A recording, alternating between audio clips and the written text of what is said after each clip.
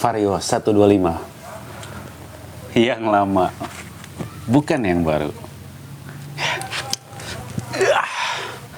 Ya, video kali ini saya mau review Vario yang terbaru 125, bukan yang Vario yang lama itu. Kayaknya itu harus di-upgrade deh, soalnya udah banyak yang rusak tuh motor.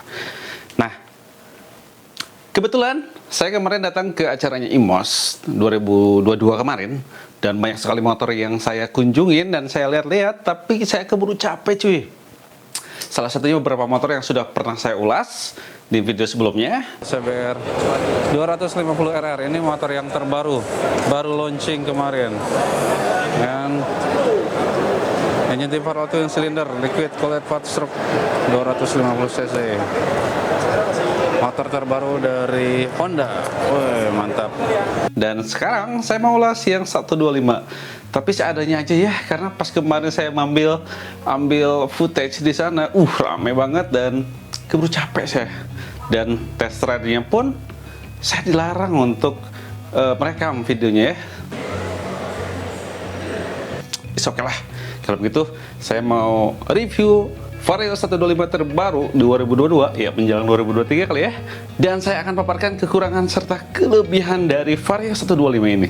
Bagi kalian yang profesinya setiap hari menggunakan sepeda motor ya, baik mau berangkat kerja, atau mau ojek online, atau ojek biasa, atau kalian yang cuman mengantar emak kita ke pasar untuk beli barang, atau belanja, atau kita bawa barang gitu. Kalian harus tonton video ini cuy. Karena apa? Saya akan jelaskan kelebihan dan kekurangannya. Motor ini cocok untuk dipakai oleh siapa? Simak videonya sampai selesai, oke? Kalau begitu, oke, kita let's gas!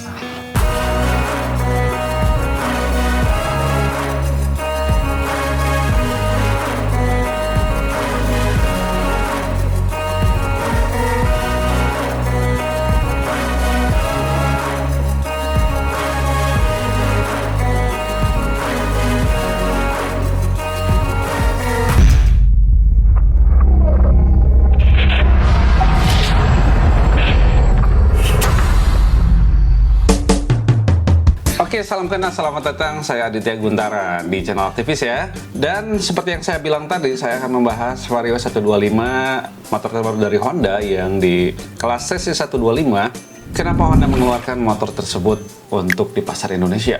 Seperti yang kita ketahui, Honda sudah beberapa kali mengeluarkan varian sepeda motor untuk jenis Vario. Ternyata di Indonesia peminat Vario itu sangat banyak sekali cuy. Termasuk ya saya yang generasi pertama, saya udah menggunakan Vario 125 dan stikernya udah ngelupas, sudah pada hilang itu si baut-bautnya, dan ketika saya pakai wow udah parah lah pokoknya. Dan apakah saya perlu upgrade? Perlu saya pikirkan matang-matang ya. Jadi begini cuy, kemarin Honda sudah mengeluarkan Vario yang 160 dan sekarang Vario yang 125. Kalau yang jenis motor lainnya kayak Sport Adventure udah nggak usah dibahas lah. Saya ngomongin yang Matic ini dulu aja kali ya, karena sudah ada di video sebelumnya, silahkan cek ya di sini kali ya. Lupa gua.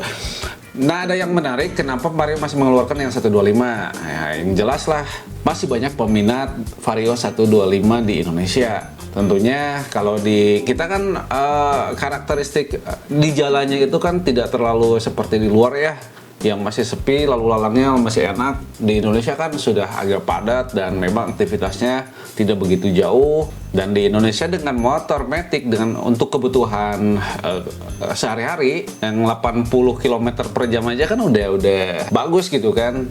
Saya aja kan dikeliling komplek, terus pergi jemput anak istri atau pergi ke pasar, itu cuman menggunakan top speed di 50 km per jam, kurang lebih 50-60 lah gitu. Nah, Vario 125 masih dibutuhkan dan masih diperlukan di Indonesia cuy. Nah, saya akan jelaskan beberapa spesifikasi dari New Vario 125 ini beserta kelebihan dan kekurangannya. Saya akan bahas bagian bodinya dulu ya. Bagian bodinya itu sudah ada modifikasi menyesuaikan dengan perkembangan zaman saat ini. Lebih sporty, agak runcing-runcing gitu kan bodinya. Terus di bagian kiri kanan depan bodinya itu ada winglet kecil gitu kan, tapi nggak tahu fungsinya untuk apa karena itu kayak aksesoris saja gitu kan, nggak ada bolongan di situ. Yang pasti di bagian depan bodi motornya itu udah agak lebar lah, udah enak, sporty dan seperti moncong hiu gitu kan, keren. Bagian lampunya kan kiri kanan juga itu udah diperbarui lah. Beda dengan Vario yang sebelumnya juga gitu kan, karena ada mirip seperti sama, tapi ya mungkin ada, kalau nggak salah ada perbedaan di situ kan, dari posisi drap LED-nya kalau nggak salah, saya lupa tuh. Di Vario ini kalau kita bawa barang seperti galon, 2 galon gitu kan, untuk kebutuhan di rumah, saya sering pakai untuk itu, pas banget gitu kan. Nah, saya belum coba tuh karena saya belum ada unitnya di sini dan nggak tahu nih bakalan ada atau enggak gitu. Terus bagian belakangnya juga menurut saya keren lah gitu. Nah, hal yang biasanya paling diperhatikan oleh para pengguna sepeda motor sehari-hari itu adalah kenyamanan berkendaranya. Salah satunya adalah nyaman saat mengemudi, terus juga nyaman saat perawatan. Dan kenyamanan tersebut juga didukung dengan kondisi jok yang lebih empuk beserta suspensi yang juga empuk, sehingga handling di tempat kemacetan pun lebih enak juga sih sebenarnya. Jadi nyaman lah posisi ridingnya itu. Untuk mesin, dia tipe mesinnya yang 4 langkah ya, SOHC ISP, terus pendingin cairan, dan memiliki kapasitas cc 124,8 cc, diameter kali langkahnya itu 52,4 kali 57,9 mm. Dia memiliki perbandingan kompresi di 11:1, 11,0/1, dan daya maksimum 8,2 kW atau 11,1 PS pada 8.500 RPM. Torsi maksimumnya 10,8 Nm pada 5.000 RPM. Dan untuk tipe starternya udah jelas ini elektrik ya, beda dengan yang saya tadi itu yang masih pakai engkol gitu kan. Sekarang udah nggak ada engkolnya cuy, jadi tetap pakai starter aja gitu, udah nggak usah selah-selah cangkel kaki bagus gitu. Terus untuk kedudukan engine-nya atau engine mounting-nya itu berada di bawah mesin, jadi kalau misalkan ada benturan pun aman gitu kan, enak. Nah itu bagus sekali sih. Nah itu untuk bagian mesinnya, yang jelas ini udah cukup proporsional untuk saya, meskipun ini adalah mesin yang bukan mesin terbaru dari Honda. Masih menggunakan mesin lama gitu, yang ESP yang lama gitu. Sekarang kan yang terbaru kan ESP Plus ya kalau nggak salah. Nah, ini masih menggunakan mesin yang lama. Kenapa pakai mesin yang lama? Menurut Honda sih katanya ya di Indonesia masih worth it untuk menggunakan mesin ini karena penggunanya masih ya nyaman-nyaman aja mungkin kali ya. Beda dengan yang dari negara lain ya, Thailand kalau nggak salah dia udah menggunakan yang terbaru, beda dengan Indonesia. Kenapa selalu tertinggal gitu ya? Karena masyarakat Indonesia masih seneng yang lama-lama gitu ya. Mantan aja suka dipikirin ya, Indonesia mah yang gitu kan gitu. Oke, lanjut. Gak apa-apa dengan mesin yang lama, tapi yang penting kenyamanannya cuy. Tarikan mesinnya itu ketika di awal-awal ya, ketika mesin masih dingin gitu kan, itu kurang responsif gitu. Tapi ketika udah agak panas gitu kan, udah agak lama, itu udah enak gitu. Tapi ketika putaran menengah ke atas itu agak lama gitu kan, agak kayak nahan-nahan gitu. Kata teman sih kayak gitu. Saya jadi pengen ngetes cuy, apakah benar ya ketika putaran rendah ke menengah itu enak gitu kan, sedangkan ketika putaran menengah ke atas itu agak nahan-nahan, agak lambat gitu kan. Jadi nggak ngabius lah gitu,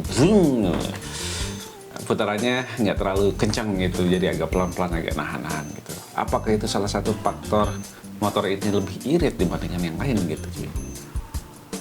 Ya mungkin ini salah satu faktor motor ini lebih irit. Nah pada rangkanya juga masih menggunakan rangka lama ya. Ini tipe rangkanya underbone, belum menggunakan chassis yang ESAP. Tapi ini bisa menjadi salah satu kelebihan juga ya, karena katanya sih gitu kan, itu lebih kuat dan memang tahan keropos gitu dibanding yang ESAP. Ya, I don't know, mungkin oke juga sih.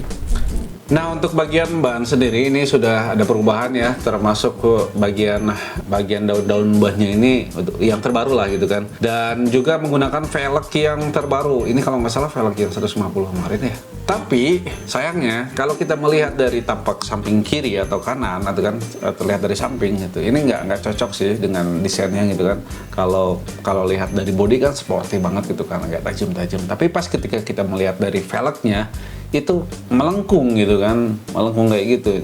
Kelihatannya kurang cocok lah kalau melihat desain keseluruhannya gitu. Terus untuk ukuran bannya, Nah, ukuran bannya itu menggunakan 90/80 ring 14 pada bagian depan, sedangkan pada bagian belakang itu menggunakan tipe ban 100/80 ring 14 dan dua-duanya sudah tubeless. Rem depan sudah menggunakan wavy disc brake dan rem belakang masih tromol, is okay, masih banyak yang menggunakan rem belakang tromol. Tipe suspensi depan teleskopik ya, sama dengan versi yang sebelumnya lah, yang biasa-biasa, tidak ada perubahan. Dan tipe suspensi belakangnya pun yang tunggal ya, swing arm dengan suspensi tunggal. Jadi bagian situ memang tidak terlalu banyak perubahan gitu. Nah, sekarang ke konsumsi bahan bakar. Hal yang paling ditonjolkan dari Honda Vario 125 ini salah satunya adalah irit. Klaim dari Honda sendiri itu di angka 51,7 km per liter. Namun hasil dari pengujian oleh teman-teman, konsumsi bahan bakar itu berada di angka 43,3 km per liter menurut Otomotif TV pada round 92 ya.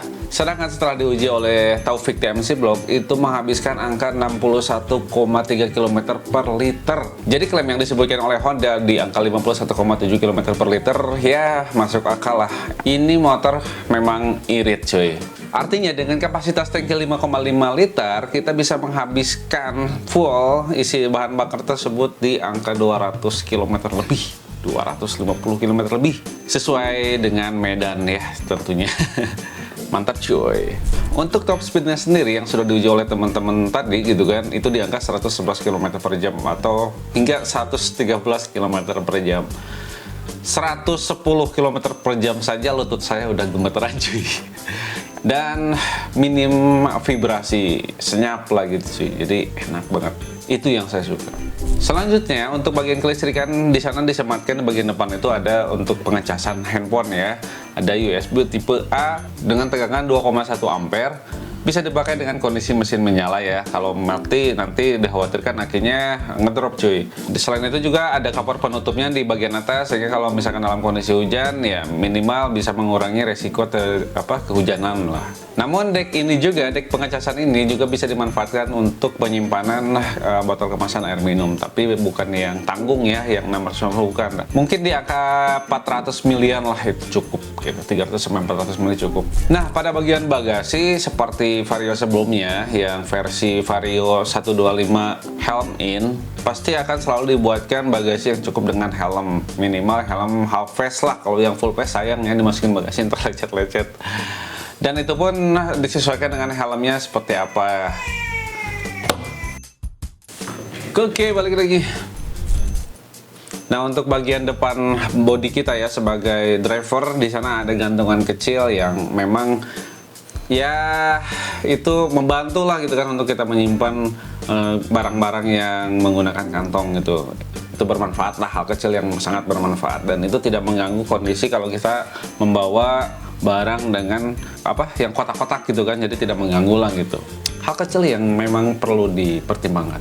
Nah, untuk bagian kontak motor tersebut itu sudah menggunakan smart key system ya, jadi lebih aman dari pencuri. Smart key system ini hadir untuk tipe motor yang CBS ISS dan CBS ISS SP. Kalau yang tipe yang satunya lagi itu belum menggunakan smart key system. Jadi kalau ada budget lebih baik yang sudah smart key system, karena ini akan membantu kita ketika kita mengantar makanan, ketika kita di parkiran, tidak takut lah ya gitu kan motor ada yang begal atau enggak, karena kan sekarang begal udah gila-gila lah, siang ataupun malam main hajar aja gitu kan. Jadi dengan adanya keyless smart key system ini lebih aman untuk kita, dan ada indikator alarmnya juga di speedometer. Nah, untuk speedometer ini cukup lengkap informasinya karena sudah smart key system juga. Di sana ada lampu indikator, dan untuk tipe startingnya juga sudah elektrik, sehingga di sana juga ada baterai indikator juga gitu kan. Tapi sayangnya pada speedometer tersebut meskipun lengkap informasi yang diberikan, screen speedometernya itu terlalu kecil cuy, kayak mengotak ya. Kalau kayak gini kan kayak handphone ini lebar gitu kan, tapi dia kotak gitu, mengotak kayak kalkulator gitu, mohon maaf. Jadi lengkap tapi memang mengotak agak kecil lah gitu. Ketika berkendara siang pun memang terlihatnya tidak begitu kelihatan, karena memang bias dari sinar matahari kali ya, cahayanya jadi nggak jelas gitu kan. Dan kalau malam hari udah jelas, itu memang jelas. Pada bagian penerangan, lampu depan itu terlihat kurang jelas cuy. Nggak tahu pakai lampu yang apa ya, berapa Kelvin gitu kan dayanya. Tapi yang jelas ketika dicoba, ternyata ya kata teman saya sih gitu kan yang udah nyoba, kurang terang cuy. Kurang terang, terus kayaknya perlu diganti sih bohlamnya gitu kan. Dan pada bagian belakang si bohlam itu kan kalau misalkan kita stop lamp belakang, ketika kita lihat dari samping kan itu runcing gitu kan, tapi pas ketika lihat dari belakangnya pas itu nggak kelihatan runcing jadi ngotaknya. Itu sih bisa disebut kelebihan atau kekurangan ya. Yang jelas bukan kekurangan sih buat saya, aman lah gitu kan, masih aman. Oke, kalau begitu kita masuk ke kesimpulannya cuy. Kesimpulannya saya akan sebutkan 10 kelebihan dan 5 atau 6 kekurangan. Yang pertama, desain sporty, futuristik, dan sesuai dengan eranya saat ini. Yang kedua, posisi berkendara nyaman dan kenyamanan saat berkendara. Intinya nyaman lah gitu. Yang ketiga, top speed itu sudah cukup buat saya. Udah oke, karena ini adalah motor hari-hari atau motor keseharian, bukan motor touring atau motor sporty. Jadi top speed di angka 113 km per jam udah aman. Yang keempat, engine mountingnya ada di bawah. Jadi lebih aman buat saya. Karena di Indonesia sering sekali banyak tanggul-tanggul gitu ya, apalagi masuk ke komplek perumahan, tanggul ya, balaradag lah, rageng gitu ya, besar-besar gitu, aman. Yang kelima, konsumsi bahan bakar irit cuy. Gak percaya? Silahkan cek review-review dari teman-teman yang lain ya, pasti ini lebih irit cuy. Yang keenam, sudah ada USB untuk pengecasan, dan ini sangat dibutuhkan oleh teman-teman ojek online atau ojek yang lainnya atau orang yang menggunakan motor setiap hari untuk keperluan pekerjaan cuy. Jadi nggak usah bawa power bank, cukup di motor saja kita ngecas ya. Karena jangan sampai kalian pun membawa sepeda motor sambil megang handphone. Dilarang keras cuy, mengganggu pengendara lain, bahkan mencelakai pengendara lain. Kalau mau celaka sendiri saja gitu ya. Yang ketujuh, kelebihan yang ketujuh itu adalah luasnya bagasi yang cukup untuk memuat satu helm. Aman buat saya. Dek depan begitu pas ke posisinya, dek depan bawah ya, yang kaki itu, dan ada gantungan yang tidak begitu menonjol. Itu menjadi salah satu kelebihannya juga ya, kita bisa bawa barang dengan aman dan nyaman gitu kan, enak, bawa galon 2 lah itu kan udah enak cuy untuk keseharian. Yang satu lagi tambahan itu di bawahnya itu akinya ada di bawah dek sebelah kanan kalau nggak salah ya, tidak di depan lagi seperti yang Vario lama saya ini. Jadi jarang dibuka dan tidak mengganggu kenyamanan si bodi, ketika sering dibuka kan bahaya gitu. Kelebihan 9 itu adalah informasi dari speedometer lengkap ya, sesuai dengan ya rata-rata lengkap sih sekarang memang, karena ada tambahan lampu indikator untuk smart key-nya, untuk alarm, dan untuk tegangan baterainya itu harus ada di situ. Dan kelebihan yang ke-10 itu yang utama adalah yaitu ada smart key system, tapi untuk tipe CBS ISS dan CBS ISS SP. Nah, untuk kekurangannya saya ada beberapa kekurangan di sini. Yang pertama adalah rangka sasis yang bukan yang terbaru tapi masih menggunakan yang lama. Yang kedua, sama mesinnya juga menggunakan mesin yang lama, padahal saya berharap di mesin ISP Plus ya, yang terbaru bukan yang lama. Yang ketiga, ukuran speedometernya. Nah, ukuran speedometer ini agak kecil dan juga tidak terlalu jelas kalau dilihat dari siang hari ya. Yang keempat, velg. Nah, velgnya itu saya kurang suka karena dia desainnya melengkung, sedangkan pada bagian desain body itu terlalu futuristik dan terbaru semua gitu ya. Sedangkan pada velgnya kok melengkung gitu, antara yang runcing dengan yang gelombang, jadi tidak simetris cuy. Bagian kelima, bagian lampu depannya itu tidak terlalu terang. Kalau malam hari silakan dicek kondisi lampunya, memang tidak terlalu terang, mungkin itu perlu diganti lagi lampunya ya. Tapi harapannya sih dari pabriknya juga sudah terang banget dong, karena kan udah LED juga. Dan kekurangan yang keenam adalah tarikan mesinnya yang tidak begitu responsif pada BPM sedang ke tinggi ya. Sedangkan pada awal starting atau saat masih dingin juga sama seperti itu. Jadi kadang-kadang ada getaran apa gitu kan di sana. Mungkin itu sudah menjadi ciri khas Vario juga gitu ya. Tapi selebihnya setelah mesinnya udah panas, udah enak, itu nyaman-nyaman saja. Begitu cuy. Oh ya, saya lupa ada satu lagi nih. Bagian kelebihan dan kekurangan. Saya suka di spionnya ya, terlihat baru gitu. Spionnya bagus lah, keren. Saya nggak tahu nih spion ini ada di motor yang mana aja gitu kan, cuman saya suka aja gitu dan terlihat lebih futuristik. Juga yang kekurangannya satu lagi itu ada bagian bodi yang bawah ya, yang bawah yang dekat deck itu kan, yang sebelah dalam, yang dekat kaki sebelah dalam, bukan yang depan ya, yang bagian bodi di bawah helm lah gitu. Ada yang bagian warna hitam kan di situ. Itu kan dari plastik ya, itu terlalu tipis kalau nggak salah ya. Pernah ada yang megang gitu kan, tipis gitu kelihatannya pas di gitu. Oh ini banyak elastis dan juga cepat kotor gitu. Cepat kotor dalam artian kegesek dikit kotor, gesek dikit kotor. Itu kayaknya ada di bagian plastik, bodi plastik yang warna hitam, yang rata-rata warnanya hitam yang seperti itu gitu. Nanti kalian cek aja ya, itu ada salah satu kekurangan juga sih menurut saya. Dan untuk warna itu semuanya tergantung dari selera kalian, banyak pilihan warna lah di sana, silahkan tanya ke dealernya masing-masing. Yang kedua, harga itu relatif beda ya setiap wilayah, dan untuk OTR Jakarta pun rata-rata di angka 22 juta kalau nggak salah ya. 22 juta, ada 3 tipe kan, 22 juta berapa saya lupa lah, pokoknya di angka rate-nya 22 juta ke atas gitu. Worth it atau enggak? Ya, buat seharian masih worth it buat saya. Oke, mungkin segitu saja video yang saya tayangkan pada episode review sepeda motor kali ini yang dari Honda ya, khusus untuk di skuter Matic yang terbaru khususnya. Dan memang ini banyak perubahan. Salah satunya yang saya suka adalah tipe starternya sudah elektrik semua gitu, dan desain yang terbaru juga sudah smart key system dan masih enak digunakan untuk sehari-hari. Dan ini cocok banget buat kalian yang sehari-hari menggunakan sepeda motor ini untuk usaha, gojek, ke warung, dan lain sebagainya. Oke, keren. Oke, segitu saja videonya, dan terima kasih bagi yang sudah menonton, dan terima kasih juga bagi yang sudah subscribe. Bagi yang belum subscribe, silahkan tekan tombol merah di bawah itu, dan juga tekan tombol loncengnya ya, supaya ya harapan saya sih tetap terus berkembang channel ini, dan saya terus membuat sebuah video-video review, vlog, dan lain sebagainya ya. Kalau begitu saya undur pamit. Assalamualaikum warahmatullahi wabarakatuh. Let's gas!